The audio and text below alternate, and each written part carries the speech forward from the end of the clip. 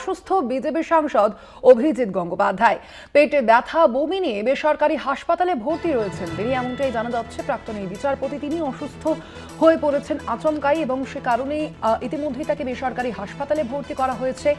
যেমনটা জানা যাচ্ছে, এখনো পর্যন্ত পেটে ব্যথা এবং বমি নিয়ে বেসরকারি একটি হাসপাতালে ভর্তি রয়েছেন প্রাক্তন বিচারপতি।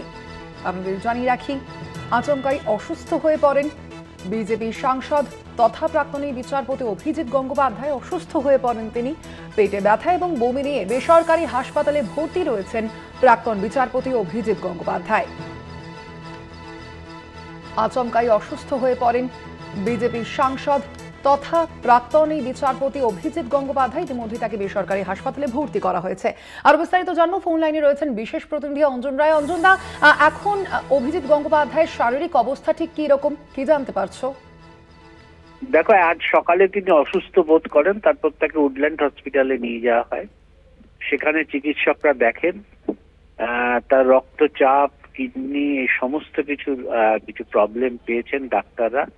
মেডিকেল বোর্ড গঠন করা হয়েছে।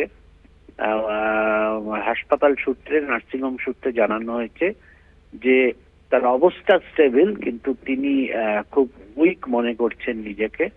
তাই আপাতত আইসিইউতে তাকে অবজারভেশনে রাখা হয়েছে মেডিকেল বোর্ডের তত্ত্বাবধানে। তবে হাসপাতাল থেকে জানিয়েছেন যে এখনই ভয়ের কোনো কারণ নেই, বেশ কয়েকদিন তাকে অবজারভেশনে রাখা হবে বলে জানা গেছে। ধন্যবাদ তোমায়। আমরা কথা বলছিলাম, আমাদের সঙ্গে ফোন লাইনে ছিলেন বিশেষ প্রতিনিধি অঞ্জন রায়।